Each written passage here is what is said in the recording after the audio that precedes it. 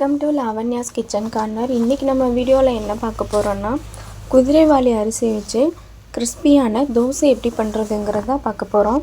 வீடியோக்குள்ளே போகிறதுக்கு முன்னாடி நம்மளோட சேனலை சப்ஸ்கிரைப் பண்ணாதவங்க சப்ஸ்கிரைப் பண்ணுங்கள்.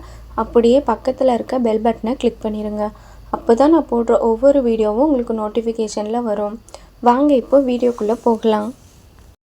ஒரு பவுலில் 1.5 டம்ளர் அளவு குதிரைவாலி அரிசி சேர்த்துட்டு அது கூட 1 டம்ளர் அளவு சாப்பாட்டு அரிசி சேர்த்துக்கலாம். 1 டம்ளர் அளவு உளுந்து சேர்த்துக்கலாம்.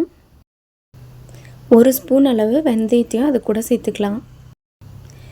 இதை தண்ணி ஊற்றி 3 தடவை நல்லா வாஷ் பண்ணதுக்கப்புறமா திரும்பவும் தண்ணி ஊற்றி 8 மணி நேரம் ஊற வச்சுக்கணும்.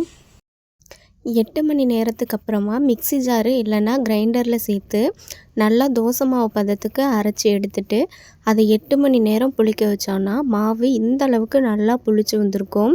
இப்போது தோசை ஊற்றுறதுக்கு மாவு ரெடி ஆயிடுச்சு. இப்போது ஒரு தோசைக்கல்லை அடுப்பில் வச்சு சூடானதுக்கப்புறம் ஒரு தோசை ஊற்றிட்டு சுற்றி இந்த மாதிரி எண்ணெய் ஊற்றிக்கங்க. ஒவ்வொரு சைடும் 3 நிமிஷம் வேக வச்சு எடுத்தோன்னா சூப்பரான குதிரைவாலி அரிசியில் கிறிஸ்பியான தோசை ரெடி ஆயிடுச்சு. இந்த வீடியோ உங்களுக்கு பிடிச்சிருந்துச்சுன்னா லைக் பண்ணுங்கள், ஷேர் பண்ணுங்கள், கமெண்ட் பண்ணுங்கள்.